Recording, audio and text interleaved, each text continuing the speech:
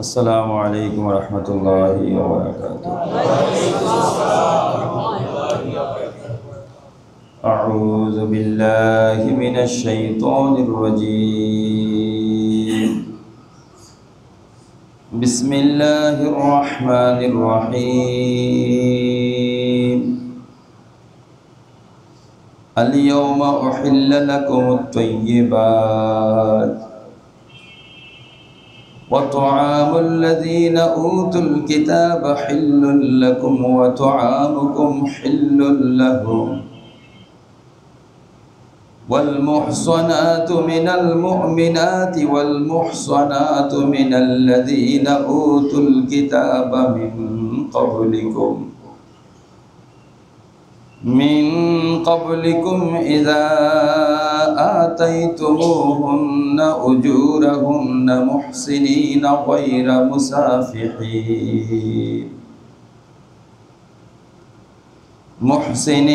غير مسافحين ولا متخذي أخدان ومن يكفر بالإيمان فقد حبط عمله وهو في الآخرة من الخاسرين. يا أيها الذين آمنوا إذا قمتم إلى الصلاة فاغسلوا وجوهكم وأيديكم إلى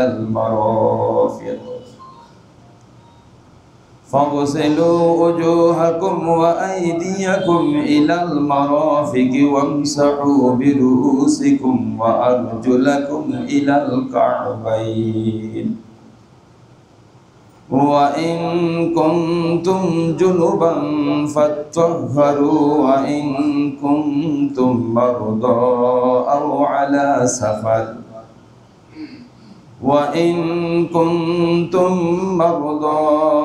على سفر أو جاء أحد منكم من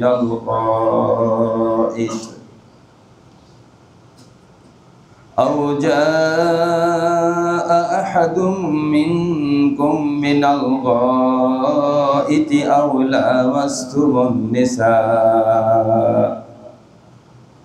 أو لامستم النساء فلم تجدوا ماء فتيمموا صعيدا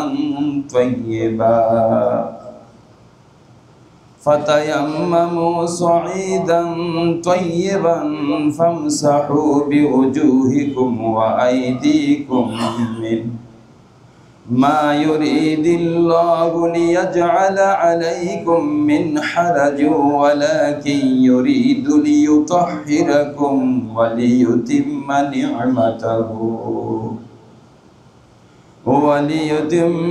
نعمته عليكم لعلكم تشكرون.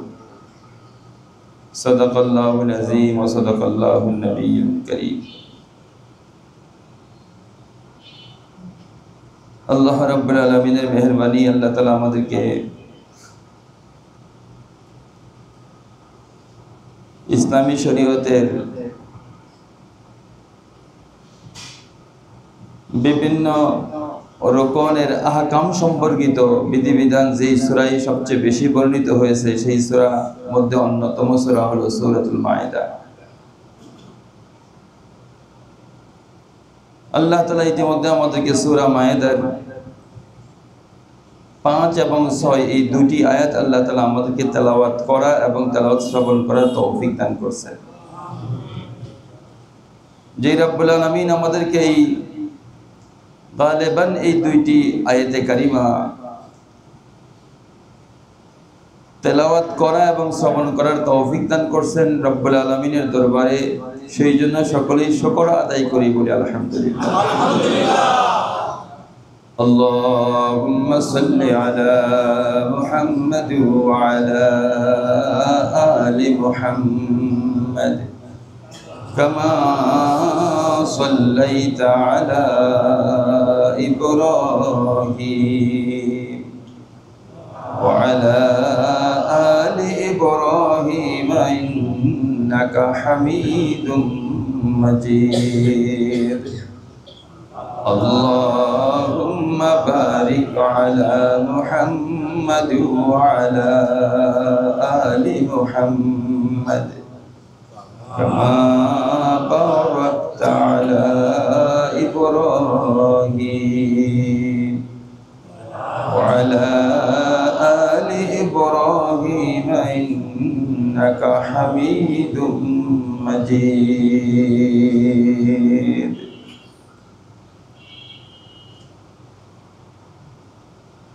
ইতিপূর্বে বিগত আয়াতে কারিমাগুলোর মধ্যে আল্লাহ তাআলা আমাদের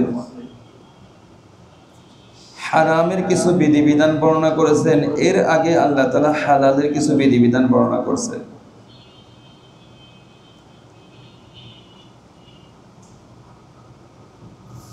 নবীজি সাল্লাল্লাহু আলাইহি সাল্লামের বিদায় হজ্জে আরাফাতের ময়দানে আসরের নামাজের পরে আল ইয়াউমা আকমালতু লাকুম দীনাকুম ওয়া আতমামতু আলাইকুম নি'মাতি ওয়া রাদিতু লাকুমুল ইসলাম দীনা, এই আয়াতে কারিমা অবতীর্ণের মাধ্যমে দ্বীনের পূর্ণাঙ্গতার ঘোষণা দান করছেন। স্বভাবতই মানুষের মধ্যে একটা প্রশ্ন থাকে যে আল্লাহ তাআলা কোন বিষয়কে হালাল করেন, কোন বিষয়কে হারাম করেন, এটার মূল সূত্র কোন জায়গায় লুকায়িত। যেহেতু মানুষের মধ্যে এই কৌতূহল থাকে, সেই জন্য আল্লাহ পাক যেরকম দিনকে পূর্ণাঙ্গ করছেন, পরিবর্তন হবে না, সেই হিসাবে এই আয়াতে কারিমার মধ্যে আল্লাহ তাআলা হালাল বিষয়গুলোর আসলি কি, আসল কি, এর মূল কি, এটা আল্লাহ তাআলা এই আয়াতে কারিমার মাধ্যমে জানাইতেছেন। আল ইয়াউমা উহিল্লা লাকুমুত তাইয়্যিবাত, আজ আমি তোমাদের জন্য সমস্ত পবিত্র তোমাদের জন্য হালাল করে দিলাম। পবিত্র খাদ্য বলি নাই, পবিত্র অন্য কিছু বলি নাই, পবিত্র পর্যন্ত আমি গেছি, কারণ পবিত্র অনেক কিছু লুকায়িত। সমস্ত পবিত্রতা সমূহ তোমাদের জন্য হালাল করে দেওয়া হলো। এখন প্রশ্ন জাগে পবিত্র কোনগুলো? এই তয়্যিবাত, এই পবিত্রতার আসল বিষয় হলো ইতিমধ্যে আল্লাহ তাআলা কোরআনে মাজিদের মাধ্যমে যত খাবারকে হালাল করছেন, সমস্ত খাবারই তয়্যিবাতের ভিতরে অন্তর্ভুক্ত। হাদিসে পাকের মাধ্যমে যেগুলো কোরআনে মাজিদের মধ্যে নাই, নবীজি সাল্লাল্লাহু আলাইহি ওয়াসাল্লাম পবিত্র জবান দিয়া যেই খাদ্যের ব্যাপারে যে সমস্ত বিবরণ দান করছেন হালালের ব্যাপারে, এগুলো এর অন্তর্ভুক্ত। মাঝে মধ্যে এরকম নাপাক কথা শোনা যায় যে কোরআনই আমাদের জন্য যথেষ্ট, শোনা যায় না? হ্যাঁ, কোরআন আমাদের জন্য অবশ্যই যথেষ্ট, তবে সব দুনিয়ার মধ্যে কোরআনের ব্যাখ্যা সবচেয়ে যিনি ভালো বুঝেন তিনি হলেন মুহাম্মদুর রাসূলুল্লাহ সাল্লাল্লাহু আলাইহি ওয়াসাল্লাম। এই জন্য কোরআনের কোনো অংশ আমাদের পক্ষে বোঝা সম্ভব না যতক্ষণ পর্যন্ত নবীজির জবানের ব্যাখ্যা না পাওয়া যায়। কোরআনে মাজিদের অন্য জায়গায় আল্লাহ তাআলা বলেছেন, মা আতাকুমুর রাসূলু ফাখুযুহু ওয়া মা নাহাকুম আনহু ফান্তাহু, তোমাদের নবীজি যেগুলো নিয়ে আসছেন এগুলো তোমরা ধারণ করো, যেগুলো থেকে নিষেধ করছেন এগুলো থেকে দূরে থাকো। বোঝা গেল হাদিসে পাকের মাধ্যমে যত জিনিস হালাল করা হয়েছে, হাদিসে পাকের মাধ্যমে যত জিনিস হারাম করা হয়েছে, সেগুলো আল্লাহ তাআলার পক্ষ থেকে আসছে। এই জন্য কোরআন এবং হাদিস পারস্পরিক ঘনিষ্ঠভাবে সম্পর্কিত। কেউ যদি আমাদেরকে এই কথা বোঝানোর চেষ্টা করে শুধুই কোরআনে মাজিদ দিয়ে চলবে, এটা কখনো কোনো আমল করতে পারবে না। মাঝে মধ্যে আমার সম্মুখে এরকম প্রশ্ন উত্থাপন করে, আমি দুই একটা কথা বললেই লাজবাব হয়ে যায়। আপনারাও এই দুই একটা কথা বলে দেখবেন লাজবাব হয়ে গেছে। এর মধ্যে একটা উদাহরণ আপনাকে দিই। কেউ যদি বলে কোরআনে মাজিদই যথেষ্ট, কোরআন তো পূর্ণাঙ্গ কিতাব, ওনারা এই কথাটা বলে কোরআন তো পূর্ণাঙ্গ কিতাব, তাহলে ডানে বামে যাবো কেন? এই কথা বলে ডানে বামে এটা যাওয়ার দরকারটা কি? আল্লাহ রাব্বুল আলামিন কোরআনে মাজিদের অনেক জায়গায় আমাদেরকে নামাজ আদায় করা, নামাজ প্রতিষ্ঠা করার কথা বলছে। কিন্তু নামাজ আদায়ের পদ্ধতি নবীজি সাল্লাল্লাহু আলাইহি ওয়াসাল্লাম বাস্তব জীবন দিয়ে দেখাই দিয়ে গেছেন। কেউ যদি বলে কোরআনে মাজিদ দিয়া আমি চলবো, তাহলে সে 2 রাকাত নামাজ 1 রাকাত নামাজও পড়তে পারবে না, 1 রাকাত নামাজও পড়তে পারবে না। কারণ নামাজ আদায়ের পদ্ধতি পূর্ণাঙ্গভাবে আল্লাহ তাআলা কোথায় দান করছে? হাদিসে পাকের মাধ্যমে দান করছে। হাদিস 3 প্রকার, কাউলি, ফি'লি, তাকরিরি। কখনো কোনো বিষয় নবীজি করছেন না করছেন বড় কথা না, নবীজি অনেক সময় বলছেন, এটাও হাদিস। যেটা নবীজি নিজে করছেন এটাও হাদিসের অন্তর্ভুক্ত। যেটা ওনার সামনে করা হয়েছে উনি কিচ্ছু বলেন নাই, চুপ ছিলেন, এগুলোকে হাদিসের তাকরিরি বলে। মৌন সম্মতি আছে, নবীজির সামনে করা হয়েছে, উনি নিষেধ করেন নাই। যেহেতু উনি নিষেধ করেন নাই, বোঝা গেল কাজটা অবৈধ নয়। অবৈধ হইলে উনি নিষেধ করতেন। এই সমস্ত বিষয়গুলোর মধ্যে উম্মতের জন্য যেগুলো সহজ পালনীয়, এগুলোকে বলা হয় সুন্নাহ। হাদিসের মধ্যে সহজ পালনীয় যেগুলো, এগুলোকে বলা হয় সুন্নাহ। এই জন্য আমরা আমাদের একটা উপাধি বলি আহলুস সুন্নাহ। আমরা কি বলি? আহলুস সুন্নাহ, এই উপাধিটা বলি। অবশ্য এই শব্দটা ইতিমধ্যে বিক্রি হয়ে গেছে। এই শব্দটা ইতিমধ্যে বিক্রি হয়ে গেছে। এক শ্রেণীর মানুষ আছে, ওই আহলুস সুন্নাহ বলতে তারা একটা গ্রুপের নাম লাগাই দিছে। এটা একটা ধোঁকাবাজি, এটা একটা ধোঁকাবাজি। সুন্নাহর উপর যারা চলবে, সুন্নতের উপর যারা চলবে, এরা হলো আহলুস সুন্নাহ। আর সুন্নাহ কোনগুলো? সমস্ত হাদিসে পাক থেকে যেগুলো মানুষের জন্য পালনীয়, সম্ভবপর, এগুলো সুন্নাহ। কিছু কিছু বিষয় আছে পালন করা সম্ভব না। 2-1টা উদাহরণ দিলে আপনাদের ব্রেন ক্লিয়ার হবে। কোরআনে মাজিদের সর্বপ্রথম সূরা আলাকের 5 আয়াত অবতীর্ণ হওয়ার পরে সূরা মুজাম্মিল অবতীর্ণ হয়েছে। সূরা আলাকের 5 আয়াত অবতীর্ণ হওয়ার পরে সূরা মুজাম্মিল অবতীর্ণ হয়েছে। সূরা মুজাম্মিলের মধ্যে আল্লাহ তাআলা নবীজিকে বলেছেন, ইয়া আইয়ুহাল মুজাম্মিল কুমিল লাইলা ইল্লা কালিলা নিসফাহু আও ইনকুস মিনহু কালিলা আও জিদ আলাইহি ওয়া রাত্তিলিল কুরআনা তারতিলা। মুহাম্মদ, তুমি আমার সম্মুখে সারা রাত দাঁড়ায় থাকবা। যদি খুব কষ্ট হয় তা সামান্য ছাড় দিতে পারো, সামান্য একটু ঘুমাইতে পারো, সামান্য রেস্ট নিতে পারো, পুরো রাত্র আমার সামনে দাঁড়ায় থাকো। কুমিল লাইল ইল্লা কালিলা, সামান্য তোমাকে ছাড় দেওয়া যাইতে পারে। সামান্য কতটুকু? সামান্য যে নবীজি একটু রেস্ট নিতে পারেন, এতটুকু। পুরা রাত্র নবীজির প্রতি এই নির্দেশনা ছিল। 1 বছর নবীজি সন্ধ্যায় দাঁড়াইতেন, এশার নামাজের পরে দাঁড়াইতেন, প্রায় সারা রাত্র দাঁড়ায় থাকতেন। এভাবে চলছে ওনার 1 বছর। বান্দার পক্ষে, মানুষের পক্ষে সম্ভব, মানুষের পক্ষে সম্ভব নয়। এই জন্যই সমস্ত বিষয় নবীজির উপর সমস্ত বিষয় যেগুলো আছে সব মানুষের পক্ষে সম্ভব নয়। আরেকটা উদাহরণ আপনাদের সম্মুখে আমি পেশ করেছিলাম এক সময়। নবীজি তো প্রায়ই রোজা রাখতেন। তো নবীজি নফল রোজা যেগুলো, এগুলো তো উনি গোপনে রাখতেন। কখন সেহরি খাইতেন না খাইতেন খুব একটা কেউ টেরও পাইতো না। অর্থাৎ 2-1টা খেজুর মুখে দিয়ে যদি একটু পানি পান করতেন তাও তো সেহরি হয়ে গেল। অথবা 2-1টা খেজুর খাইলেই নেই না, সমস্যা তো নাই, রোজা তো হবে। তো উনি সন্ধ্যার সময়, উনি দিনের বেলাও সাহাবীরা দেখে কিছু খান না, উনি রাতের বেলায়ও ওনাকে দেখেন যে কিছু খান না। তো আস্তে আস্তে খেয়াল করলেন সাহাবীরা যে কি ব্যাপার, নবীজি দিনের বেলাও খাইতে দেখলাম না, রাতের বেলায়ও ওনাকে খাইতে দেখলাম না। যদি রোজা রাখতেন তাহলে তো সন্ধ্যার সময় উনি ইফতার করতেন, ইফতার করতেও দেখলাম না, অথচ খাবার নিতেও দেখলাম না। কারণ নবীজির উঠা বসা সব সাহাবী আজমাইন খুব খেয়াল করতেন। কারণ নবীজির যত কাজ আছে এটা সাহাবী আজমাইনদের কাছে ওনাদের জীবনের চাইতে এটা বেশি মূল্যবান। তো এইটা সাহাবী আজমাইনদের মধ্যে গড়াইতে গড়াইতে কেউ কি বলছে নবীজি রোজা রাখে, ইফতার করে না। নবীজি রোজা রাখে, কি করে না? ইফতার করে না। তো সাহাবী আজমাইনদের কাছে নবীজি রোজা রাখে, ইফতার করে না, তাহলে আমরা শুরু করে দেই। তো ওনারা ইতিমধ্যে শুরু করে দিয়েছে রোজা রাখে কিন্তু ইফতার করে না। এই সংবাদটা বাইদা বাই নবীজির কানে গেছে। সাহাবা ইজমাইনকে কাউকে কাউকে ডাইকে বলছে, তোমরা নাকি রোজা রাখো? বুঝি আসলে জি আমরা তো রোজা রাখি। তো তোমরা রোজা রাখো কেন? যে শুনছি আপনি নাকি রোজা রাখেন, তো তোমরা ইফতার করো না কেন? আমরা তো আপনি যে ইফতার করেন না এই জন্য আমরা ইফতার করি না। বলছে আরে বোকা, আল্লাহ ইউতইমুনি ওয়া ইয়াসকিনি, আল্লাহ তাআলা কখনো আমাকে খাওয়ান এবং পান করান। আল্লাহ কখনো আমাকে খাওয়ান এবং পান করান। এটাকে হাদিসে পাকের পরিভাষায় সওমে বিসাল বলে, মানে লাগাতার রোজা। লাগাতার ইফতার নাই, ইফতার ছাড়া লাগাতার রোজা। বলেন তো এই লাগাতার রোজা আমাদের পক্ষে সম্ভব? আমাদের পক্ষে সম্ভব না। এই জন্যই যারা এই কথা বলে যে শুধু কোরআনে মাজিদ দিয়াই যদি সে চলতে চায়, সে বড় গুমরাহির মধ্যে পড়ে যাবে। এটা প্রকারান্তরে আমাদের নবীজিকে অস্বীকার করা, প্রকারান্তরে আমাদের নবীজিকে অস্বীকার করা। বেঈমান হওয়ার জন্য কিচ্ছু লাগবে না, এটাই যথেষ্ট। তার এই কথাটাই যথেষ্ট, প্রকারান্তরে আমার নবীজিকে অস্বীকার করা। আল-ইয়াওমা উহিল্লা লাকুমুত তাইয়্যিবাত, সমস্ত পবিত্র খাদ্য দ্রব্য তোমাদের জন্য হালাল করে দেওয়া হলো। তাহলে কোরআনে মাজিদের মাধ্যমে এবং হাদিসে পাকের মাধ্যমে যত খাবার হালাল করা হয়েছে, সমস্ত খাবারগুলো পবিত্র, সমস্ত খাবারগুলো পবিত্র, ইনশাআল্লাহ পার্শ্ব প্রতিক্রিয়া মুক্ত পবিত্র খাবার এগুলো।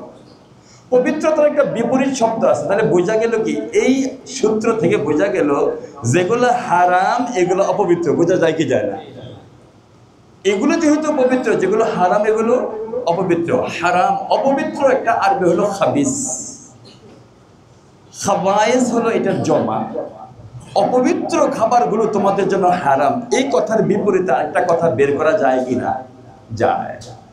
মুফাসসির এই কথাটা বের করছেন যে এই কথার বাহিরে একটা কথা আছে, সেই কথাটা হলো সমস্ত অপবিত্র খাবারগুলো হারাম। কিছু অপবিত্র খাবারের বিবরণ আপনারা আগের আয়াতে পাইছেন না? কিছু অপবিত্র খাবারের বিবরণ নবীজি কিছু সহজ সূত্র দিয়ে রাখছেন, হারামের সূত্র। যে সমস্ত হিংস্র প্রাণীগুলো তাদের দাঁত দিয়া শিকার ধরে এগুলো হারাম। যে সমস্ত পাখিগুলো তাদের নখ দিয়া শিকার ধরে এগুলো হারাম। দাঁত দিয়ে শিকার ধরলেও হারাম, নখ দিয়ে শিকার ধরলেও হারাম। পাঁচটা প্রাণীকে নবীজি এক হাদিস দিয়ে উনি বলছেন এগুলো ফাসিক প্রাণী। এগুলো কি প্রাণী? ফাসিক প্রাণী। পাঁচ প্রাণীকে বলছেন যে এগুলো যদি হারামের সীমার ভিতরেও পাও তবু তোমরা হত্যা করবা। নবীজির পরিভাষায়, যদিও কোরআনে মাজিদের মধ্যে নাই, নবীজি বলছেন পাঁচটা প্রাণী ফাসিক, এগুলোকে হারামের সীমানার মধ্যে পাইলেও তাকে হত্যা করা যাবে। এক নাম্বার সর্প মানে সাপ, দুই নাম্বার ইঁদুর, তিন নাম্বার কাক, চার নাম্বার চিল, পাঁচ নাম্বার যেগুলো দাঁত দিয়া, অর্থাৎ যেই কুকুর মানুষকে কামড় দেয়, যেই কুকুর মানুষকে কামড় দেয়, এই পাঁচটা প্রাণীকে নবীজি ফাসিক প্রাণী বলছেন। হারামের সীমার ভিতরে প্রাণী হত্যা করা নিষেধ, কিন্তু এই পাঁচ প্রাণীকে হারামের সীমার ভিতরে হত্যা করা যাবে। বিশেষ করে তিনি সাপের ব্যাপারে মারাত্মক কথা বলছেন। হযরত আবু হুরায়রা রাদিয়াল্লাহু হাদিসও আছে, এরকম বেশ অনেকগুলো হাদিস আছে সাপের ব্যাপারে। সাপের ব্যাপারে নবীজি বলছেন, এক জায়গায় তো নবীজি একথা বলে ফেলাইছেন, কেউ যদি ইচ্ছাকৃতভাবে সাপ সামনে দিয়ে যায় আর না মারে, সে আমার দলভুক্ত নয়, সে আমার দলভুক্ত নয়। কারণ সাপটা আমার চোখ থেকে বাইচে যাওয়া মানে কি, যে কাউকে পরবর্তী সময় কষ্ট দিতে পারে। সাপের ডেকোরেশন যদিও সুন্দর, ভিতরে বিষ, ভিতরে কথা আছে না, মাকাল ফল দেখতে ভালো, মাকাল ফল দেখতে ভালো, উপরে লাল ভিতরে কালো। দুই নাম্বার মানুষের উদাহরণ দিতে যায় এক গ্রন্থকার এ কথাটা বলছেন, মাকাল ফল দেখতে ভালো, উপরে লাল ভিতরে কালো। মাকাল ফল চিনেন না? গ্রামে গঞ্জে আছে, ওই যে ছোট আমাদের এর মতো দেখা যায়, হ্যাঁ, পটলের মতো দেখা যায়। হ্যাঁ, মাকাল ফল দেখতে ভালো, উপরে লাল ভিতরে কালো। সাপ দেখতে ভালো, ভিতরে বিষে ভরা। যেহেতু কষ্টদায়ক প্রাণী, এই জন্য কষ্টদায়ক প্রাণীকে নবীজি হত্যা করার জন্য, মারার জন্য উৎসাহ দান করছে। মৃত আগে গেছে, মৃত প্রাণী হারাম। মৃত প্রাণী যেগুলো অন্যের নামে জবাই করা হয় এগুলো হারাম। বিজাতিরা যেটা জবাই করে এগুলো হারাম। মূর্তির সম্মুখে যেটা জবাই করা হয় এটা হারাম। এগুলো অনেক বিবরণ সামনে গেছে, আপনারা প্রায় 11টার সাথে আরো সংযোজনী হিসাবে 20টার মতো আগে জানছেন এগুলো হারাম। গন্ডগোল এখনই লাগবো, এখন যে সামনে পড়তেছি এটাতেই গন্ডগোল লাগবো, মাথা যদি পরিষ্কার না থাকে, একেবারে শতভাগ উর্বর না থাকলে এই জায়গায় গন্ডগোল লাগবে। আল্লাহ হেফাজত করুন। وطعام الذين أوتوا الكتاب حل لكم وطعامكم حل لهم والمحصنات من المؤمنات ওয়াল মুহসানাতু মিনাল মুমিনাতি ওয়াল মুহসানাতু মিনাল্লাযীনা উতুল কিতাবা মিন ক্বাবলিকুম, বারাকাল্লাহু পর্যন্ত। ওয়া তুআমুল লাযীনা উতুল কিতাব, তুআম শব্দের অর্থ জেনারেলি ভাবে যে কোনো খাদ্যকে তুআম বলা হয়, কিন্তু এখানে তুআমের উদ্দেশ্য হলো জবেহকৃত প্রাণী, জবেহকৃত প্রাণী। ওয়া তুআমুল লাযীনা উতুল কিতাব, আহলে কিতাবদের জবেহকৃত প্রাণী। আমি পূর্ণ ব্যাখ্যা করার আগ পর্যন্ত হ্যাঁ না কিছু বললেন না, তাহলে একটা সমর্থন হয়ে যাবে। আবার জি এই জাতীয় কোনো কথাও যদি বলে তাহলে সমর্থন হয়ে যাবে। শাব্দিক তর্জমা যদি আমি করি এখানে, তাহলে আপনাদের একটা হ্যাঁ বলা উচিত, কিন্তু হ্যাঁ বললে আপনাদের ঈমান হেফাজতে থাকবে কিনা আমি সন্দেহ পোষণ আসতে পারে। এই জন্য আপনারা হ্যাঁ না কিছু বললেন না যতক্ষণ এই ব্যাখ্যাটা শেষ না করব। আল্লাহ যেন আমাদের ঈমানকে হেফাজত করে। ওয়া তুআমুল লাযীনা উতুল কিতাবা হিল্লুল লাকুম, আহলে কিতাবদের জবেহকৃত প্রাণী তোমাদের জন্য হালাল। কিচ্ছু বললেন না, আমি আগেই বলছি কিছুই বললেন না। এখানে কি পাওয়া গেল? আহলে কিতাবদের জবেহকৃত প্রাণী তোমাদের জন্য হালাল। ওয়া তুআমুকুম হিল্লুল লাহুম, এবং তোমাদের জবেহকৃত প্রাণী আহলে কিতাবদের জন্য হালাল। তুআমুল লাযীনা উতুল কিতাবা হিল্লুল লাকুম, আহলে কিতাবদের জবেহকৃত প্রাণী তোমাদের জন্য হালাল। ইতিমধ্যে কি বলা হয়েছিল আপনাদেরকে? হারামের তালিকার ভিতরে এরা আছে কিনা? এখন বলা হয়েছে আহলে কিতাবদের জবেহকৃত প্রাণী তোমাদের জন্য হালাল।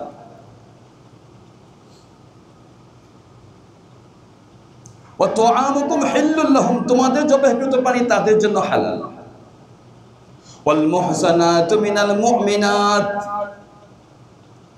এবং ঈমানদার পরহেজগার নারী। ওয়াল মুহসানাতু মিনাল্লাযীনা উতুল কিতাবা মিন ক্বাবলিকুম, এবং তোমাদের পূর্ববর্তী আহলে কিতাবদের পরহেজগার নারী বিবাহ করা তোমাদের জন্য হালাল। কিচ্ছু বলতে পারবে না, আগেই বলছি। বেশ লাগবে, কি লাগবে? আহলে কিতাবদের জবেহকৃত প্রাণী তোমাদের জন্য হালাল, এবং আহলে কিতাবদের সতী সাধ্বী মহিলা, পরহেজগার মহিলা তোমাদের জন্য বিবাহ করা হালাল। এই বাহ্যিক বিষয়টার উপর আমল করতে যায়া, এই জেনারেল কথাটার উপর আমল করতে যায়া পৃথিবীর অনেক মুসলমান বিজাতীয় মহিলাদেরকে তার ধর্মের রাইখে বিবাহ করে। শুধু এই জিনিসটা ভুল বোঝার কারণে, বাহ্যিক জিনিসটা দেখার সাথে সাথেই সে বড় মুফাসসির হয়ে গেছে। সে এখান থেকে যা বুঝছে, একজনকে প্রশ্ন করা হয়েছিল যে আপনার ছেলেকে দেশে এত মহিলারা থাকার পরে ওই খ্রিস্টান এক মহিলাকে বিবাহ করানোর কারণটা কি? উনি বলছে আহলে কিতাব। তো কি বলছে?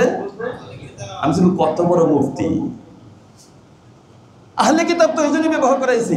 হ্যাঁ, উনি বাহ্যিকভাবে এটা দেখছে যে আহলে কিতাবের মেয়েকে বিবাহ করা যাবে। এবার আসেন একটু গভীরে যাই।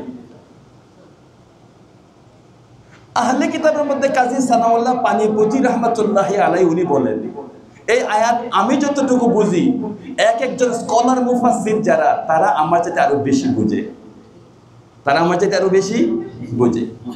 আমাদের শীর্ষস্থানীয় আলেমদের মধ্যে তাফসীরে মাজহারির লেখক কাজী সানাউল্লাহ পানিপতি রাহমাতুল্লাহি আলাইহি উনি বলেন যে এই আহলে কিতাব বলতে কোন আহলে কিতাব? এই আহলে কিতাব বলতে ওই আহলে কিতাব যে আহলে কিতাব তাদের দিলের ভিতরে শিরক নাই, তাদের দিলের ভিতরে শিরক নাই। এবার আসেন একটু ভিতরে ঢুকি। সিংহভাগ খ্রিস্টানরা হযরত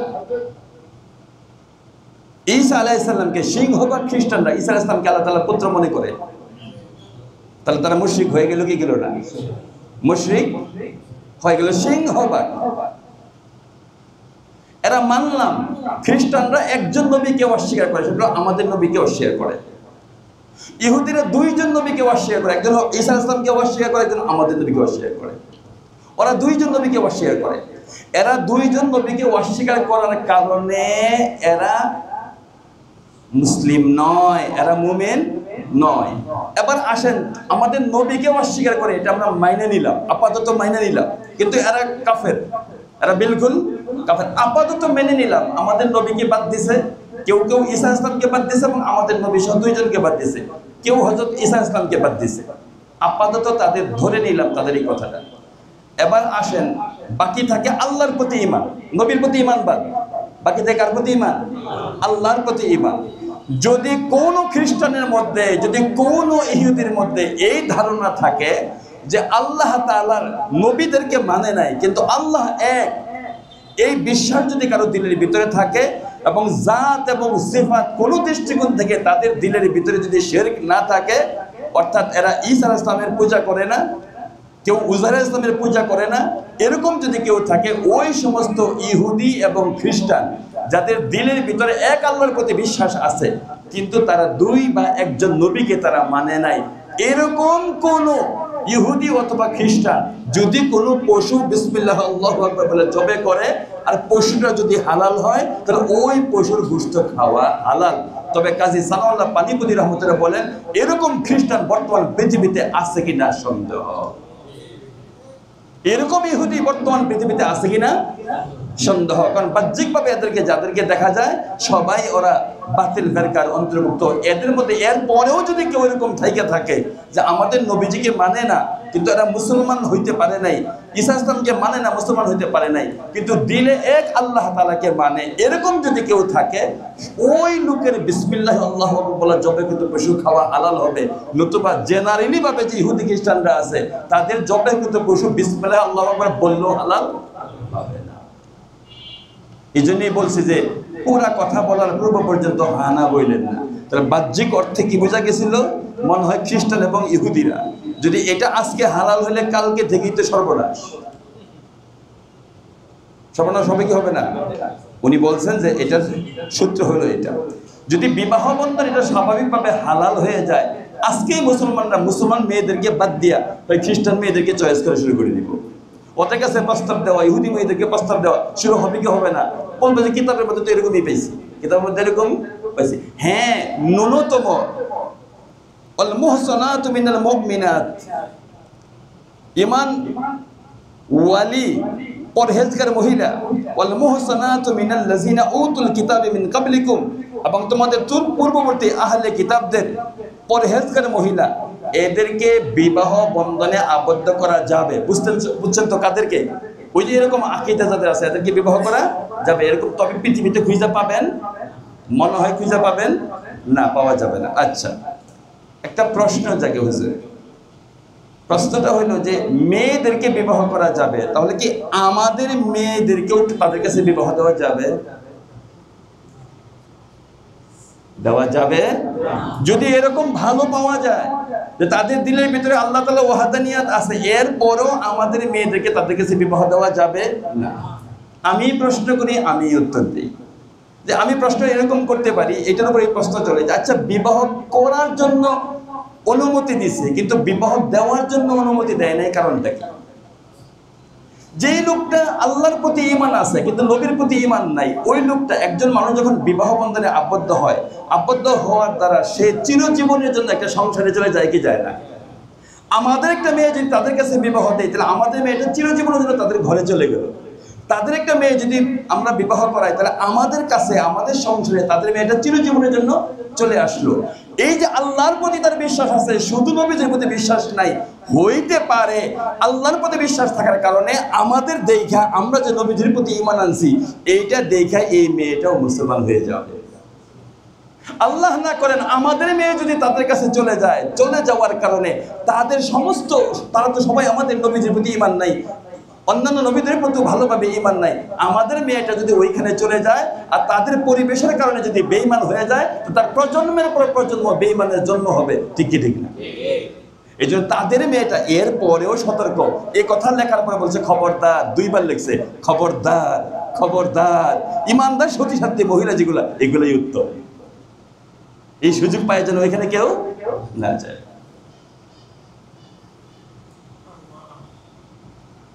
তাহলে আমাদের বিবাহ শাদী দিব করাবো কোথায়? মুসলমানদের মাঝে। ওইখানে খুঁজে আমরা পাবো না। ইযা আতাইতুমুহুন্না উজুরাহুন্না, শর্ত, আরো শর্ত দিছে, ইযা আতাইতুমুহুন্না উজুরাহুন্না, তোমরা উজুর দিবা, এদের মহরনা দিবা। বিবাহ যে করবা, বিবাহের কি দিবা? মহরনা দিবা। মুহসিনিনা গায়রা মুসাফিহিন, মুহসিনিন, এদেরকে তোমরা, ইমানদার মহিলা, এদেরকে যে বিবাহ করার উদ্দেশ্য হলো মুহসিনিন, জীবন সঙ্গিনী বানানোর জন্য, পবিত্র একটা জীবন সঙ্গিনী বানানোর জন্য। আল্লাহ রাব্বুল আলামিন পরওয়ারদিগার আলম নিজে পবিত্র, পবিত্র আমাদের জন্য আমাদেরকে কতভাবে সম্মান করছেন। খাদ্যের মধ্যে পবিত্র যেগুলো, এগুলো আমাদের জন্য হালাল করছেন। খাদ্যের চাইতে বেশি প্রয়োজন মানুষের বৈবাহিক জীবন, প্রয়োজন কিনা? বেশি প্রয়োজন বৈবাহিক জীবন। বৈবাহিক জীবনের মাধ্যমে বনি আদমের প্রজনন হওয়া, বনি আদম জমিনের মধ্যে আসা, এটা আল্লাহ তাআলা পবিত্র বিবাহের মাধ্যমে আল্লাহ তাআলা জমিনের মধ্যে বাকি রাখছে। এই জন্য বিবাহের মূল উদ্দেশ্য এটা হলো বনি আদমের জমিনে আসা, এটাকে বাকি রাখা। তবে যৌন ক্ষুধা নিবারিত হওয়া এটা মূল উদ্দেশ্য নয়, এটা হলো উপলক্ষ্য। লক্ষ্য আর উপলক্ষ্যের মধ্যে ব্যবধান আছে না? লক্ষ্য আর উপলক্ষ্য, এটা হলো উপলক্ষ্য, মূল লক্ষ্য নয়। লক্ষ্য হলো বনি আদম জমিনের মধ্যে বাকি রাখা পবিত্র বিবাহের মাধ্যমে। যদি পবিত্র বিবাহ না থাকে, পুরা পৃথিবী যারা সন্তান দিয়ে ভরে যাবে, পুরা পৃথিবী যারা সন্তান দিয়ে ভরে যাবে। আল্লাহ তাআলা বলছেন, ইযা আতাইতুমুহুন্না উজুরাহুন্না, যখন তোমরা তাদের উজর দিবা, মহরনা দিয়ে দিবা, মুহসিনিনা, বিবাহের উদ্দেশ্যে, গায়রা মুসাফিহিন, ব্যভিচারের জন্য না। কেউ যদি বলে যে একজন মহিলাকে আমি কিছু টাকা পয়সা দিয়া বিবাহের দ্বারা যে আমল করে, যেটা হয়, যে মুআমালা হয়, এটাই আমি করব, হালাল হবে? বলছে গায়রা মুসাফিহিন, টাকা দিলেও হবে না, পয়সা দিলেও হবে না, গায়রা মুসাফিহিন, ব্যভিচারের জন্য না। ওয়ালা মুত্তাখিজি আখদান, গার্লফ্রেন্ড বানানোর জন্য না। সারা দুনিয়ায় যারা গার্লফ্রেন্ড বানায়, হালাল না হারাম? বয়ফ্রেন্ড। আল্লাহ বলছে ওয়ালা মুত্তাখিজি আখদান, গার্লফ্রেন্ড বানানো যাবে না, বয়ফ্রেন্ড বানানো যাবে না, হারাম। আমার মাইকের আওয়াজ কতটুকু যায় জানি না, ওই সমস্ত বাসা থেকে আবার আরে কি বললো, গার্লফ্রেন্ড যে আমার আছে এটা তাহলে হারাম? হারাম। ওয়ালা মুত্তাখিজি আখদান, গার্লফ্রেন্ড বয়ফ্রেন্ড হারাম। আল্লাহ হারাম করে দিয়েছে এটা। আল্লাহ একটাই ব্যবস্থা করছে, মহরনার বিনিময়ে পবিত্র বিবাহ। মহরনার বিনিময়ে পবিত্র বিবাহ, এটা হালাল করেছে, ওইটা হারাম। ওয়া মান ইয়াকফুর বিল ঈমানি ফাকাদ হাবিতা আমালুহু, ওয়া মান ইয়াকফুর বিল ঈমানি ফাকাদ হাবিতা আমালুহু। কেউ যদি ঈমানকে অস্বীকার করে, ঈমানের সাথে যদি কুফরি করে, আগে মুসলমান ছিল, এখন নতুন করে সে অন্য কোন ধর্ম গ্রহণ করছে, ফাকাদ হাবিতা আমালুহু, সারা জীবন মুসলমান থেকে যত নেক আমল করছে সব ক্যান্সেল, সব ক্যান্সেল। এরা যদি কোনো পশু জবাই করে, আগে মুসলমান ছিল এখন ইহুদি হয়ে গেছে অথবা খ্রিস্টান হয়ে গেছে, এরা যদি পশু জবাই করে, হালাল না হারাম? হারাম। শুধু পশু হারাম, হারাম না, তার পুরো জীবনের সমস্ত নেক আমল ক্যান্সেল। হাবিতা মানে নষ্ট হয়ে যাওয়া, ফাকাদ হাবিতা আমালুহু, তার সমস্ত আমল বরবাদ। ওয়া হুয়া ফিল আখিরাতি মিনাল খাসিরিন, এটা হলো দুনিয়ার মধ্যে আমল বরবাদ। ওয়া হুয়া ফিল আখিরাতি মিনাল খাসিরিন, আর পরকালে এরা ক্ষতিগ্রস্তদের অন্তর্ভুক্ত হবে। পরকালে ক্ষতিগ্রস্ত কারা? যারা জাহান্নামী হবে, তারা হলো পরকালে ক্ষতিগ্রস্ত।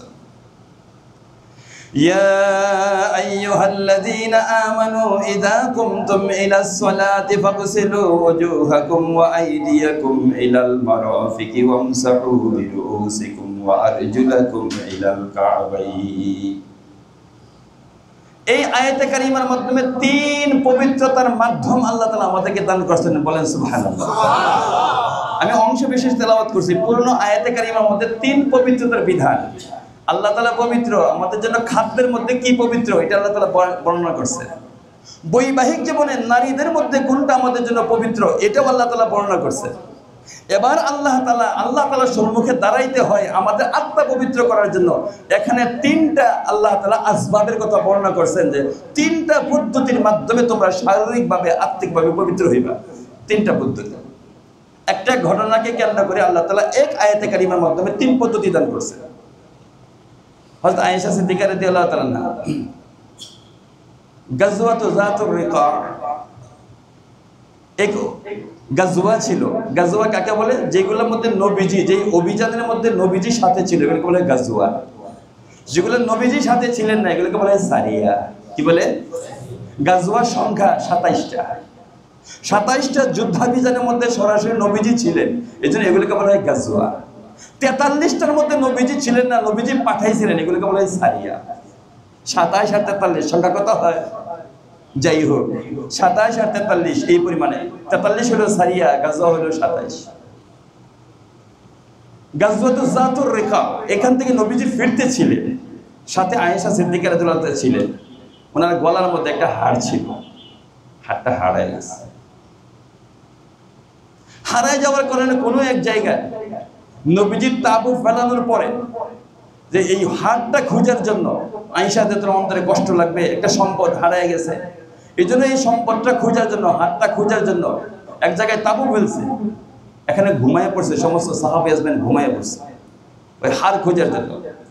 হইতে হইতে সকাল হয়ে গেছে, ফজরের সময় হয়ে গেছে, ক্লান্ত পরিশ্রান্ত, সকাল হয়ে গেছে। সকাল হওয়ার পরে এখন ওযু করা দরকার। ঘুমাইছে, ওযু করা দরকার, ওযু করবেন, কিন্তু পানি নেই, পানি নেই। আল্লাহ রাব্বুল আলামিন যখন দেখছে পানি নাই, সবাই পেরেশান হয়ে গেছে। হযরত আবু বকর সিদ্দিক রাদিয়াল্লাহু তাআলা আয়েশা ওনার নিজের মেয়ে, তো আয়েশা রাদিয়াল্লাহু খুব ধমকাইতেছে যে তোমার কারণে এই সমস্যাগুলো হয়েছে, কেন এগুলো করতেছিলা, গলার হাতটা হারায় ফেলাইছো, তুমি একটু অসতর্ক থাইকা কতগুলো মানুষকে তুমি কষ্ট দিলা। বাবা হিসাবে মেয়েকে এগুলো কথা বলতে পারেন কি পারেন না?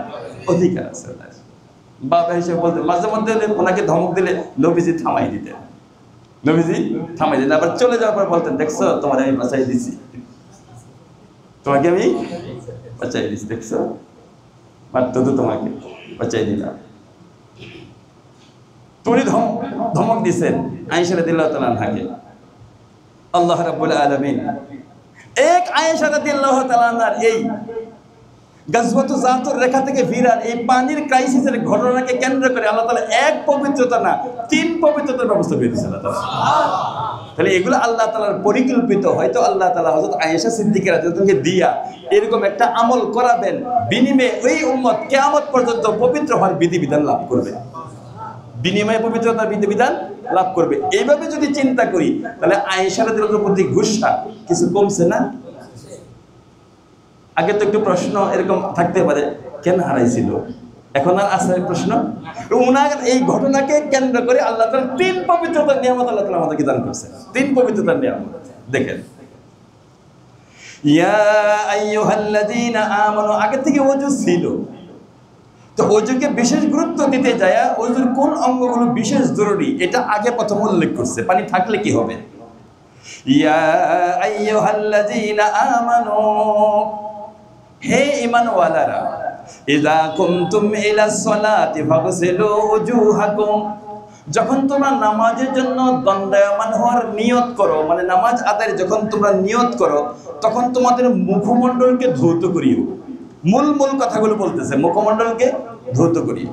ওয়া আইদিয়াকুম ইলাল মারাফিক, এবং তোমাদের 2 হাত কনুই সহ ধৌত করিও। ওয়ামসাহু বিরুউসিকুম, তোমাদের মাথাকে মাসাহ করো। আমরা অন্ধকার দিয়ে ওযু করি না, আল্লাহ তাআলা দেখেন কি সুন্দর সিস্টেম বলছে। আর বাকি পদ্ধতিটা নবীজি দেখাই দিয়েছে। মূল কথাটা আল্লাহ তাআলা বলছে, পদ্ধতিটা নবীজি দেখাই দিয়েছে। আর নবীজিকে সরাসরি জিবরাইল ইসলাম দেখাই দিয়েছে। প্রথম যেদিন নবীজিকে ওযু শিক্ষা দেন, এদিন হযরত জিবরাইল আলাইহিস সালাম আসমান থেকে আয়েশা নবীজির সামনে নবীজিকে একটা চেয়ারের মধ্যে বসায়া মরুভূমির মধ্যে পাখা দিয়ে একটা বাড়ি দিছে। বাড়ি দেওয়ার পরে ওইটা একটা পানি বের হয়েছে। পানি বের হওয়ার পরে জিবরাইল ইসলাম প্রথম ওযু করছেন, নবীজিকে বলছেন যে হুজুর এইভাবে আপনি ওযু করবেন। ওই যে আগে থেকে চলতেছিল, কিন্তু নবীজির জানা ছিল না ওযুর মধ্যে কোন কোন বিষয়গুলো জরুরি, কোনটা কম জরুরি, এটা জানা ছিল না। এই আয়াতে কারিমার মাধ্যমে বিষয়টা পরিষ্কার হয়েছে। ওয়া আরজুলাকুম ইলাল কা'বাইন, এবং টাকনু সহ 2 পা ধৌত করা। পরে যাই। ইয়া আইয়ুহাল্লাযীনা আমানু ইযা কুমতুম ইলাস সালাতি ফাগসিলু ওজুহাকুম। ধারাবাহিকতা রক্ষা করা জরুরি না, প্রথম মুখমণ্ডল আমরা ধৌত করি, এরপরে মুখমণ্ডল ধৌত করার আগে আমাদের আরো 4টা কাজ আছে। কয়টা কাজ আছে? এগুলো সুন্নাত। এর মধ্যে একটা কাজ হলো নিয়ত করা, আরেকটা কাজ হলো হাতের উভয় হাতের কবজি সহ ধৌত করা, আরেকটা কাজ হলো নাক পরিষ্কার করা এবং নাকে পানি দেওয়া, আর হলো কুলি করা। দেখেন আগে থেকে কতগুলো কাজ, আগে থেকে কতগুলো কাজ। প্রশ্ন জায়গায় ওগুলো কেন? এগুলো নবীজির পক্ষ থেকে জিবরাইল ইসলাম শিখিয়ে দিয়েছে ওগুলো করার জন্য। কেউ যখন হাত ধৌত করবে, হাত ধৌত করার পরে নাক পরিষ্কার করার জন্য যখন পানি নিবে, মুখমণ্ডল ধৌত করার জন্য যখন পানি নিবে, বলেন তো নাকের কাছে নেওয়ার সাথে সাথে কোন পানি পিওর কোন পানি আনপিওর নাকে বলবে কি বলবে না? এই জন্য আগে এগুলো, আগে হাত ধোয়া। ফজিলত আছে, আমি আপনাদেরকে বলছিলাম মনে হয় একদিন, হাত ধোয়ার সময় কি দোয়া? আল্লাহুম্মা ইন্নী আসআলুকাল ইয়ুমনা ওয়াল বারাকাতা ওয়া আউযু বিকা মিনাশ শুমি ওয়াল হালাকাত। আল্লাহুম্মা ইন্নী আসআলুকাল ইয়ুমনা ওয়াল বারাকাতা ওয়া আউযু বিকা মিনাশ শুমি ওয়াল হালাকাত। আল্লাহ বরকত যেগুলো আছে, মঙ্গল যেগুলো আছে আমার হাতে দিও। যত অমঙ্গলতা আছে, যত ধ্বংস আছে, খারাপি আছে, এগুলো আমার হাতে দেওয়া থেকে তুমি হেফাজত করো আমাকে। নাক, আল্লাহুম্মা আরিহনি রাইহাতাল জান্নাতি ওয়া আনতা আন্নি রাদ। আল্লাহ দুনিয়ার মধ্যে নাকটা আমি পরিষ্কার করতেছি, দুনিয়ার নাক পরিষ্কার করে দুনিয়ার সুগ্রান্ত অল্প সময়ের জন্য, জান্নাতে যে সুগ্রান্তা রাইহাতাল জান্নাত, এই জান্নাতের সুগ্রান্তা আমার এই নাক দিয়ে দিও। কেমন ব্যবস্থা? আল্লাহুম্মা আইন্নি আলা তিলাওয়াতি কিতাবিকা ওয়া কাসরাতি যিকরি লাক। আল্লাহ আমি আমার মুখটা পরিষ্কার করলাম, বেশি বেশি তোমার কোরআন তেলাওয়াত করার তৌফিক দিও, বেশি বেশি তোমার জিকির করার তুমি তৌফিক দিও। আল্লাহুম্মা বায়্যিদ ওয়াজহি বিনূরিকা ইয়াওমা তাবায়্যাদু ওজুহু আউলিয়াইকা। আমি বলি তাড়াতাড়ি ওযু না কইরা একটু লম্বা সময় নিয়ে ওযু করা যাওয়া উচিত। আমাদের তো খুব তাড়াহুড়া, নামাজেও তাড়াহুড়া, ওযুতেও। বলেন কারো ওযু যদি এরকম সুন্দর হয়, এরকম ভাবাবেগের সাথে তার ওযু হয়, তার নামাজে ওযুর বাইরে যাবে কি যাবে না? আরে ওযুর সময় তো তার গুনাহ মাফ হইতে থাকবে, এমনি তো হাদিস আছে। আল্লাহুম্মা বায়্যিদ ওয়াজহি বিনূরিকা ইয়াওমা তাবায়্যাদু ওজুহু আউলিয়াইকা। বায়্যিদ ওয়াজহি বিনূরিকা, আল্লাহ তোমার স্পেশাল নূর দিয়ে আমার চেহারাটাকে সুন্দর বানায় দাও, নূরানি বানায় দাও।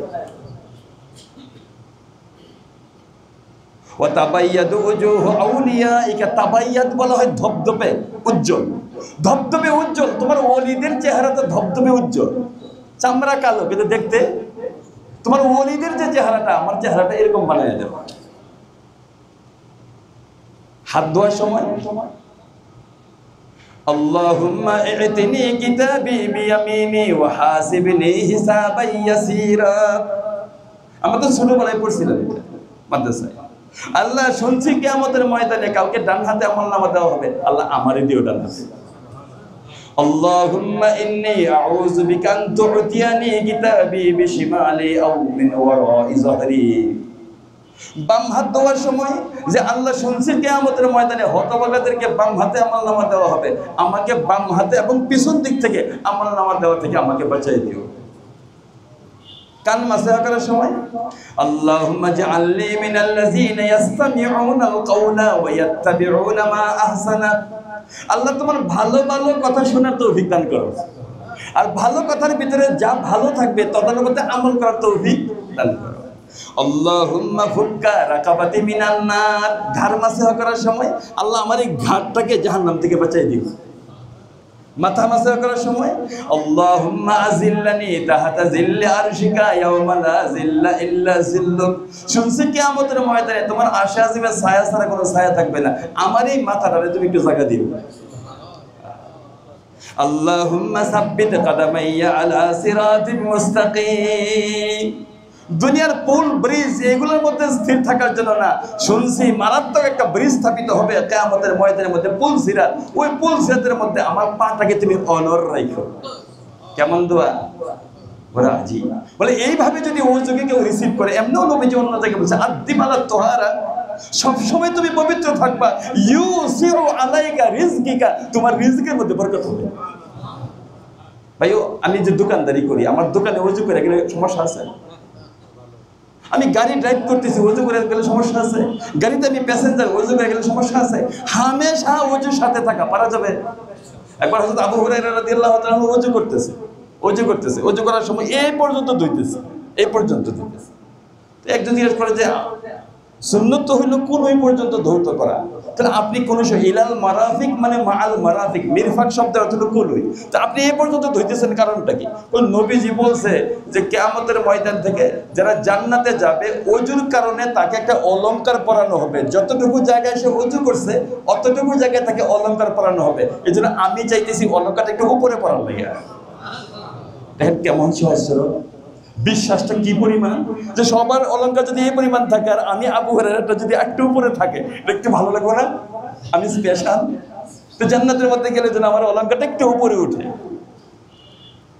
আর দিমালাত তোহারা ইউসিউ আলাইকা রিজকাক, হামেশা ওযুর সাথে থাকো, হামেশা ওযুর সাথে থাকো, হামেশা ওযুর সাথে থাকলে তোমার রিজকের মধ্যে বরকত হবে।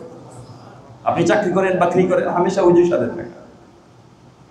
হযরত মূসা আলাইহিস সালাম ফেরাউনের কাছে যখন আল্লাহ তাআলা ওনাকে যাওয়ার জন্য আদেশ দিয়েছে, উনি বলে যে আল্লাহ আমার ভয় লাগে, যে সন্ত্রাস, আমার ভয় লাগে, আবার আমি ফেরারি আসামি, আমার ভয় লাগে, বলে ওযু করে যাও। আল্লাহ কি বলছে ওনাকে? যে ওযু করে যাও। চেক করে দেখেন, বাস্তব অভিজ্ঞতা দেখেন, যখন আপনি ওযু করে কোনো ধনী সামনে যাবেন, কোনো ক্ষমতাধর লোকের সামনে যাবেন, চাই সে সেনাবাহিনী প্রধান হোক, চাই সে আইজিপি হোক, যেই হোক না কেন, আপনার ওযুর কারণে তাকে মনে হবে পুঁটি মাছের মতো। তার টেবিলে অস্ত্র রাখা, সামনে অস্ত্র রাখা, পিছনে অস্ত্র রাখা, কিন্তু তাকে আপনার কাছে মশার মতো মনে হবে না, কারণ কি আছে? আপনার ওযু আছে। চেক করে দেখেন, হামেশা ওযু থাকবে। অফিসে যাইতেছেন, একটা আবেদন নিয়ে কোনো অফিসারের কাছে যাইতেছেন, আপনি ওযু করে যাবেন, কোনো ভয় নেই। ওযু এটা অস্ত্র, মুসলমানদের অস্ত্র। আল্লাহ তাআলা আমাদেরকে হামেশা ওযুতে থাকা, পবিত্র থাকা তৌফিক দান করেন। ওয়া ইন কুনতুম জুনুবান ফাত্তাহহারু, এই ছোট্ট অংশের মধ্যে আল্লাহ তাআলা গোসলের কথা বলছেন। ওয়া ইন কুনতুম জুনুবান ফাত্তাহহারু, যদি তোমরা জুনুব হও, জুনুব হওয়ার অর্থ হলো হালাল স্ত্রীর মাধ্যমে মানুষ জুনুব হয়, অথবা স্বপ্নের যুগে মানুষ জুনুব হয়। বুঝতে পারছেন কিনা? এই কথাটা আমার মুখ দিয়ে এর চাইতে পরিষ্কার করাটা আমার খুব একটা পছন্দনীয় নয়। জুনুব হয় কিভাবে? জুনুব হয় হালাল স্ত্রীর মাধ্যমে, অথবা স্বপ্ন যুগে প্রাপ্তবয়স্ক মানুষ জুনুব হইতে পারে। যদি হয় ফাত্তাহহারু, ফাত্তাহহারু অর্থ তোমরা গোসল করবা। গোসলের যে নিয়ামত, আল্লাহ তাআলা ইচ্ছা করলে আমরা যখনই অপবিত্র হই তখনই আল্লাহ তাআলা আমাদেরকে গোসল দিতে পারতেন, এটাই ভালো ছিল। কিন্তু যখনই আমার পবিত্রতা ভেঙে যাবে তখনই পূর্ণ শরীরে গোসল করা কষ্ট কি কষ্ট না? প্রত্যেকবার পূর্ণ শরীরে গোসল করা কষ্ট। এই জন্য আল্লাহ তাআলা কিছু কিছু অপবিত্রতা আছে, ওই যে যখন ভেঙে যায় আল্লাহ তাআলা শুধু 4 অঙ্গ ধোয়ার নির্দেশনা প্রদান করছেন, তবু একটাকে মাসের কথা বলছেন, 3টাকে ধৌত করার কথা বলছেন। এটাকে মাসের কথা বলছেন কারণ কি? কিতাবের মধ্যে আছে বারবার মাথা ধৌত করাও একটা কঠিন, বারবার মাথা ধৌত করাও কঠিন। এই জন্য আল্লাহ তাআলা এটাকে মাসেহের কথা বলছেন। আপনারা ওযুর সাথে থাকবেন ইনশাআল্লাহুল আজিজ। যতক্ষণ পর্যন্ত আমাদের জীবন শেষ না হয়ে যাবে ওই পর্যন্ত আমরা পাগল হব না। কি হব না? পাগল হব না। বেশিরভাগ নামাজিরা কোনোদিন মৌতের আগে পাগল হয় না। নামাজিরা কি হয় না? পাগল হয় না। এরা যখন সিজদা দেয়, সিজদা দেওয়ার পরে, আমি আজকে জুমাতে বলছিলাম না যে ব্লাড উৎপাদনকারী মেশিন হলো হার্ট। হার্টটা ব্রেনের খুব কাছাকাছি হওয়ার কারণে কাছ থেকে রক্ত, পর্যাপ্ত রক্ত ব্রেনের মধ্যে যায়। ব্রেনের প্রত্যেকটা সূক্ষ্ম সূক্ষ্ম রোগ সতেজ থাকে যারা নামাজ আদায় করে। আর নামাজি যখন নামাজ আদায় করার আগে ওযু করে, এই তার 2টা হাত দিয়া, ঠান্ডা ভেজা হাত দিয়া যখন এখানে মাসাহ করে, তার হাবদুল ওয়ারিদটা ঠান্ডা থাকে, ব্রেনটা তার ঠান্ডা থাকে, পেরেশানিহীন থাকে। এই জন্য এই ব্রেনের মধ্যে পাগলামি আসে না, এই ব্রেনের মধ্যে পাগলামি আসে না। বাস্তব প্রমাণ হলো মুসলমানদের দেশের মানসিক হসপিটাল দেখেন কয়টা, আর বেঈমানদের দেশের মানসিক হসপিটাল দেখেন কয়টা। বেঈমানদের দেশের গলি গলিতে মানসিক হসপিটাল, কারণ এদের মধ্যে ওযু নেই। এদের মধ্যে কি নাই? ওযু না থাকার কারণে এরা তো শুধু আত্মিকভাবে শিরকের কারণে অপবিত্র, শারীরিকভাবে ওযু না থাকার কারণে এরাও অপবিত্র, আর দুনিয়ার রোগ থেকে ওরা বাঁচতে পারে না। আমরা আসলে সাবান যদি নাও কিনতে পারি, দামি সাবান যদি নাও পাই, 5 বেলায় আরো বেশি ওযু করলে পবিত্রতা 100% না, 100% পবিত্রতা। এই জন্য তো আমরা গরিব হলেও আমরা তুলনামূলক সুস্থ থাকি। গরিব হলে কি থাকি? তুলনামূলক সুস্থ থাকি। আল্লাহ, ওয়াইন কুনতুম জুনুবান ফাত্তাহহারু, যদি জুনুব হয়ে যাও তাহলে গোসল করবা। ফাত্তাহহারু, পূর্ণাঙ্গভাবে পবিত্র হইবা, মানে গোসল করবা। গোসল যখন ফরজ হয় তখন এক লুম পরিমাণ জায়গাও খালি রাখার সুযোগ নাই। যদি খালি থাকে তাহলে জাহান্নামের দুঃসংবাদ আসছে, জাহান্নামের দুঃসংবাদ আসছে। একটা প্রশ্ন জাগে যে হুজুর, এই জাতীয় হালাল স্ত্রীর সাথে মুআমালা করলে পূর্ণ শরীর ধৌত করার প্রয়োজন পড়ছে কেন? একটা তাত্ত্বিক কথা কিতাবের মধ্যে লিখছে। অজুর সাথে খাদ্যের সম্পর্ক, অজুর সাথে খাদ্যের সম্পর্ক। খাদ্য গ্রহণের মধ্যে, খাদ্য কামাইয়ের মধ্যে এবং গ্রহণের মধ্যে, কামাইয়ের মধ্যে একটা কষ্ট আছে আর গ্রহণের মধ্যে একটা আনন্দ আছে না? খাদ্য আমি খাইতেছি, পানিও পান করছি, একটা আনন্দ আছে। খাদ্যের আনন্দ আর স্ত্রী সম্ভোগের আনন্দের মধ্যে ব্যবধান আছে না? খাদ্যের আনন্দে আমার জিহ্বা পায়, আমার পাকস্থলী কিছুটা পায়, আর স্ত্রী সম্ভোগের আনন্দ একেবারে পায়ের অগ্রভাগ থেকে মাথা পর্যন্ত পায়, শিহরিত হয়। এই জন্য আল্লাহ তাআলা পূর্ণ শরীরকে গোসল করা আল্লাহ তাআলা জরুরি করে দিয়েছেন। ওয়াইন কুনতুম জুনুবান ফাত্তাহহারু। ইসলামের প্রত্যেকটা জিনিস বড় সায়েন্টিফিক, প্রত্যেকটা জিনিস বড় বৈজ্ঞানিক, বিজ্ঞানসম্মত, বড় সায়েন্টিফিক। ওয়াইন কুনতুম, এখনো আয়েশা রাদিয়াল্লাহু তাআলার প্রশ্নের উত্তরে যায় নাই। এগুলো আল্লাহর ভূমিকা, এগুলো আল্লাহ তাআলা দেখেন অতিরিক্ত কি নিয়ামত দিতেছে, ওযু দিল, গোসল দিল, এখনো ওনার প্রশ্নের উত্তরে যায়নি। হুট করে কোনো একটা জিনিস দেওয়ার চাইতে এর আগে একটা ভূমিকা থাকলে ভালো না? দামি একটা ভূমিকা হিসেবে আল্লাহ তাআলা এই নিয়ামত দুইটা দিয়ে ফেলেছে। ওয়াইন কুনতুম মারদা, এটা এখনো বলে নাই যদি তোমরা অসুস্থ থাকো। এবার বলছে যদি তোমরা অসুস্থ থাকো, আও আলা সাফারিন, অথবা ভ্রমণের মধ্যে থাকো। ওনারা কোথায় আছে? ভ্রমণের মধ্যে আছে, গাজওয়াতুল যাতুর রিকা থেকে ফিরতেছিলেন। আও জা আহাদুম মিনকুম মিনাল গায়ব, ঘুমের থেকে উঠে ওনারা ইস্তেঞ্জায় গেছে কি গেছে না? অনেকে ইস্তেঞ্জায় গেছে। আও জা আহাদুম মিনকুম মিনাল গায়ব, কেউ ইস্তেঞ্জা থেকে আসছো। আও লামাসতুমুন নিসা, অথবা তোমাদের হালাল স্ত্রীর সাথে তোমাদের স্ত্রী সম্ভোগের মুআমালা হয়েছে। হইতে পারে কি পারে না? এগুলো সবগুলো। ফালাম তাজিদু মা, এখন পানি নাই।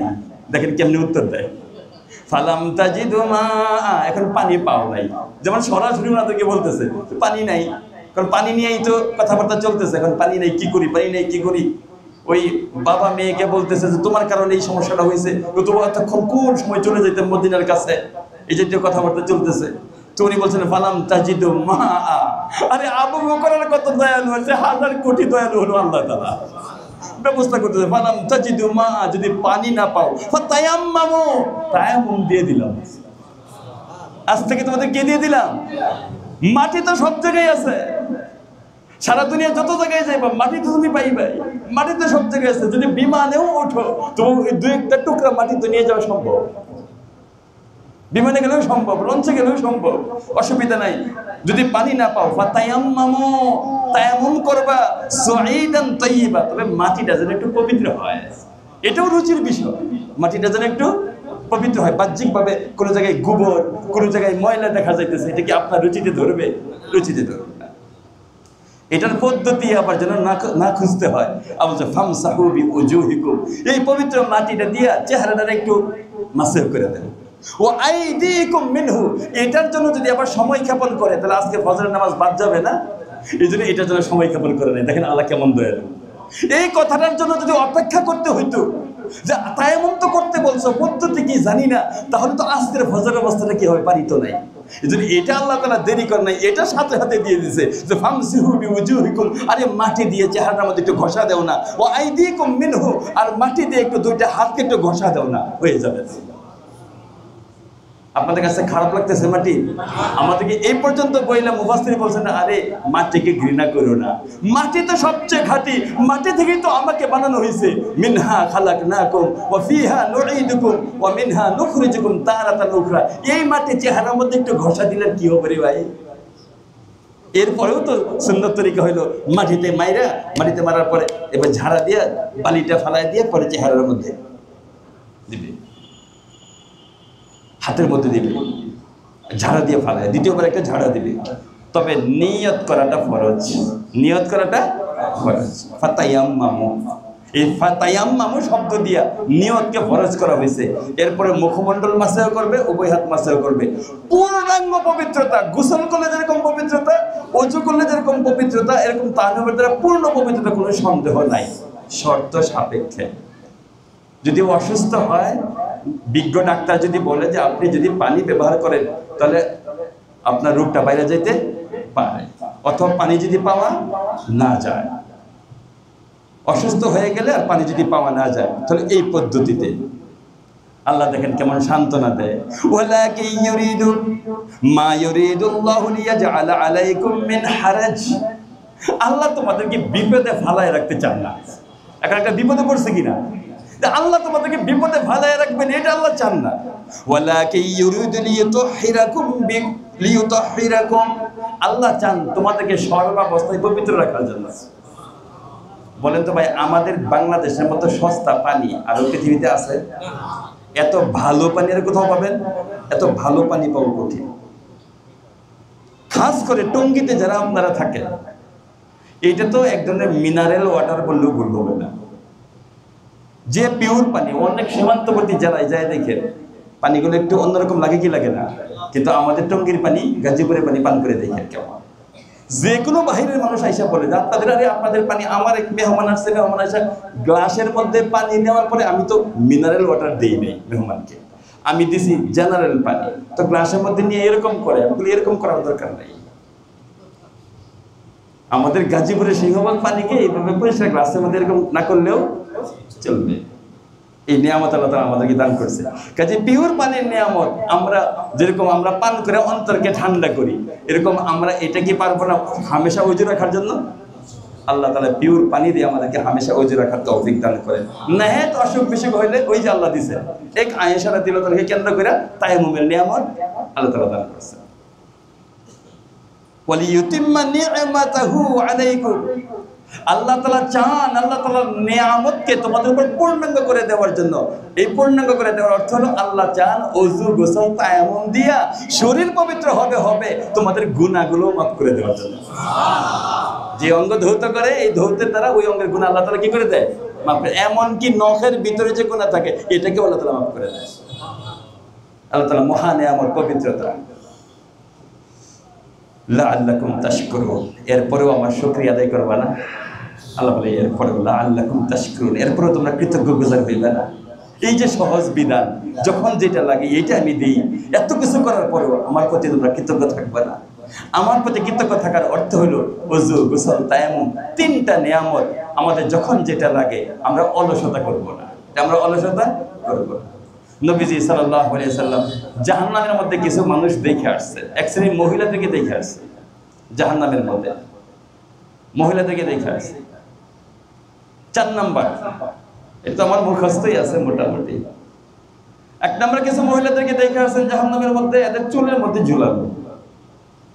2 নাম্বার কিছু মহিলাদেরকে দেখে আসছেন জাহান্নামের মধ্যে, নবীজি দেখে আসছেন জিহ্বার মধ্যে ঝুলানো।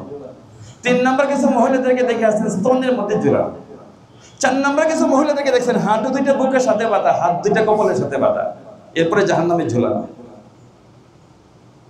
5 নাম্বার কিছু মহিলাদেরকে দেখছেন চেহারাটা হলো শুকরের মতো, বাকি অংশটা হলো গাদার মতো, অসংখ্য সাপ বিচ্ছু একবার চতুর্দিক থেকে পেঁচায় রাখছে। 6 নাম্বার কিছু মহিলাদেরকে দেখছেন যে চেহারাটা হলো কুকুরের মতো, মুখ দিয়ে আগুন ঢুকতেছে, পিছনের রাস্তা দিয়ে আগুন বের হইতেছে, এরকম চলতেছে। এর মধ্যে 4 নাম্বার যেটা, এরা হলো পবিত্র হইতো না। গোসল ফরজ হইলে, বাকি এদের কথা আমি বললাম না, এটা প্রসঙ্গ এখন না। 4 নাম্বার যেটা, যাদের হাঁটু 2টা বুকের সাথে বাঁধা, হাত 2টা কপালের সাথে বাঁধা, জাহান্নামের আগুনের মধ্যে আছে, এরা পবিত্র হইতে না, অপবিত্র অবস্থা থেকে পবিত্র হইতে অলসতা করত। ভাইও আমরা তো অপবিত্র হইতেই পারি, মানুষ যেহেতু আমরা অপবিত্র হইতেই পারি, পবিত্র হওয়ার ব্যাপারে অলসতা দরকার নাই। এটার অর্থ হলো ওই যে আমাদের হালাল বৈধ স্ত্রীর যে মুআমালা, জুনুব যেটা, এই জুনুবি হালতের মধ্যে কেউ যদি অলসতা করে নামাজ কাজা করে দেয়, তাহলে এমনি তো অপবিত্র তো আবার নামাজও তো নষ্ট করে দিল। নামাজও তো নষ্ট করে দিও। আল্লাহ তাআলা আমাদেরকে সব জায়গায় সচেতন থাকার তৌফিক দান করুন। এই বিষয়গুলো কি আমার আপনার সকলের দরকার না? পারবেন ইনশাআল্লাহ ওযু রাখতে? আমি নিয়ত করলাম এই যে আপনাদের সম্মুখে বৈশা যে সারাটা জীবন ইনশাআল্লাহ হামেশা ওযুর সাথে থাকার চেষ্টা করব। হামেশা ওযুর সাথে থাকার চেষ্টা করব। 24 ঘন্টা আমি রেডি, ঘুম ছাড়া। যখনই নামাজের ওয়াক্ত হয় আমি রেডি, কারণ আমার ওযু আছে। ওযু নাই, আমি পাশে একটু রেস্ট নিলাম, একটা মসজিদের পাশে গেলাম, অথবা এখানে ওযুর ব্যবস্থা আছে, একটু পানি পানও করলাম, রেস্ট নিলাম, ওযু করলাম, আমার শরীরটা ফ্রেশ লাগবে কি লাগবে না? আপনারা যারা মিল কারখানায় চাকরি বাকরি করেন একটু অভ্যাস করে দেখেন আপনাদের শরীরটা কেমন ফ্রেশ লাগে। দোকানে যারা বসেন দেখবেন যে শরীরটা কত ফ্রেশ লাগে, বারবার কাস্টমারের সাথে কথা বলতে বলতে বিরক্ত লাগতেছে, মাঝখানে একটু ওযু করে নিলে শরীরটা কি লাগবে? একটু ফ্রেশ লাগবে। আমার ওযুর সাথে আমরা রইলাম, আল্লাহ তাআলা আমার দোকানের মাধ্যমে আমার বরকত দিব। ইউসাউ আলাইকা রিজকুক, তোমার রিজকের মধ্যে কি দেওয়া হবে? বরকত দেওয়া হবে। বরকতের একটা শোনা যায় না যে বরকত নাই, বরকত নাই, হুজুর কত কামাই করি, টাকা যে কই যায় টেরও পাই না। টের পাইবেন, টের পাইবেন ওযুর সাথে থাকে, ওযুর সাথে থাকে, টের পাওয়া যাবে। আল্লাহ তাআলা আমাদের সবাইকে তৌফিক দেন।